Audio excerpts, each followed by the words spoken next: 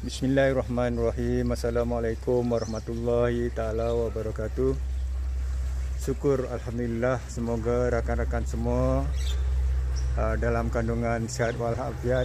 Semoga kita semua dapat melaksanakan aktiviti seperti biasa. Pada petang ini saya ingin membawa rakan-rakan untuk review sebuah sistem hidroponik yang ada di hadapan rumah saya. Sistem hidroponik yang ada di hadapan rumah saya ini menggunakan kaedah DFT, Deep Flow Technique, di mana dia menggunakan batang-batang pipe. Batang pipe yang saya gunakan ini 4 inci. Dan maksud DFT itu ialah setiap batang pipe ini mengandungi air, ya, sampai separuh daripada batang pipe ini mengandungi air nutrisi. Jadi kelebihan DFT ini ialah apabila nutrisi di dalam batang pipe ini banyak, sekiranya elektrik putus, bekalan elektrik putus, pam tak dapat beroperasi, sistem DFT ini masih boleh beroperasi kerana airnya, nutrisi masih ada banyak dan ia tetap hidup, ya. Pokok-pokok yang ada dalam sistem ini terus hidup dan tidak terjejas apa-apa, ya. Jadi dalam sistem DFT yang saya bina ini, ya, ada 12 batang pipe, ya. Ada 12 batang.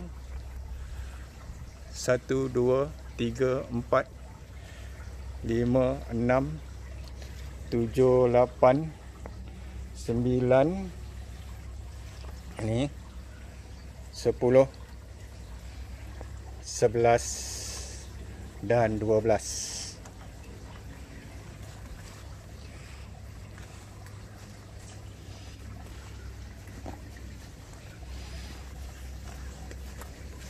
Pada kali ini tuan-tuan, rakan-rakan yang saya hormati sekalian, ya,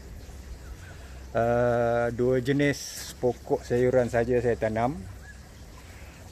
Yang sebelah atas itu ialah pokok bayam Brazil, dan yang di bawah ini ialah kangkung.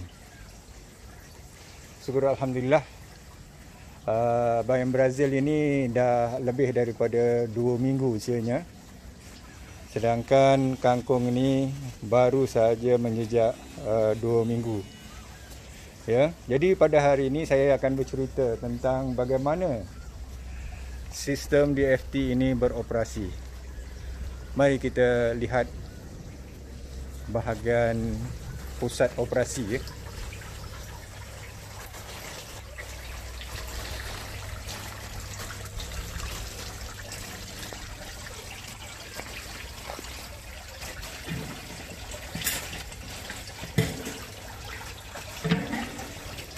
Ini ialah tong nutrisi, dan inilah yang membekalkan nutrisi ke seluruh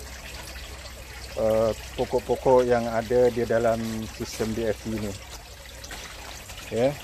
Ini ialah ada 2 batang pipe, ya. Yang pertama ini ialah batang pipe pam air. Di dalam tu kalau kita lihat, kita nampak pumpnya tu, ya. Ada satu, menggunakan satu pump. Dan batang pipe yang ini ialah dia punya bekalan elektrik, ya. Jadi di sinilah pusat kawalannya, ya. Sekiranya ini tidak beroperasi, maka habislah sistem keseluruhannya. Jadi sebelah atas ini ialah di mana pecahan bekalan nutrisi dibekalkan pada seluruh batang pipe yang ada, ya. Baik. Jadi di sini ada 8 saja yang beroperasi, yang lainnya telah saya tutup, ya. kerana saya ambil kawasan sikit untuk kegunaan kolam ikan ni. Lagipun kawasan ini terlindung daripada cahaya matahari, menyebabkan pokok yang terdapat di sini selalunya kurang subur. Begitu juga ini ada batang pipe yang sebelah bawah ni saya tak tanam apa-apa. Di sini juga selalunya dia kekurangan cahaya matahari, menyebabkan pokok saya itu tak berapa nak hidup. Ya, itu sebabnya saya tak tanam yang ini. Okey. Mari kita tumpukan perhatian rakan-rakan semua pada dua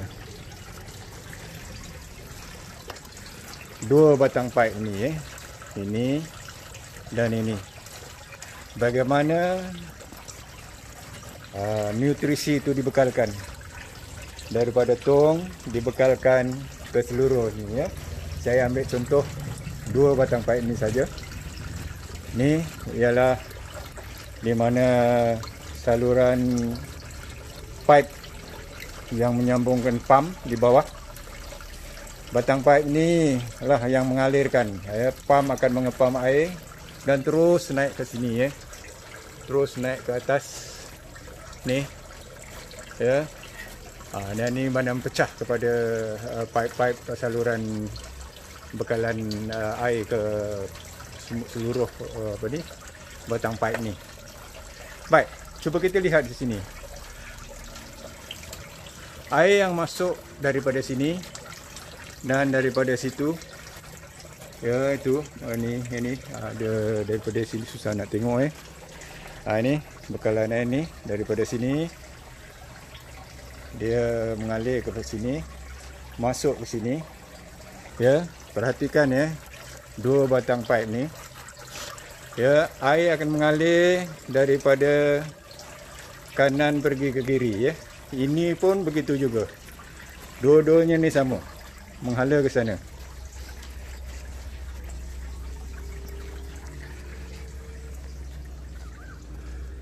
Baik. Akhirnya sampai di sini. Jadi air nutrisi tadi akan keluar kemari dan akan turun. Ya. Dan akan turun pergi ke sini dan menuju balik ke belakang sana. Ya, begitu juga batang pipe yang kedua ni. Yang ini agak unik sikit lah tak sama dengan yang atas. Batang pipe ni akan mengalirkan nutrisi terus ke sini. Dia akan turun ke sini dan akan pergi ke sana, ke ujung sini. Ini separuh saja batang pipe ni. Dia akan turun ya, dan turun pergi ke batang pipe ni ya. Kemudian dia akan turun ke batang pipe yang akhir sekali sebelah bawah ni dan mengalir terus ke sebelah ujung situ. Cuba kita tengok ujung di situ.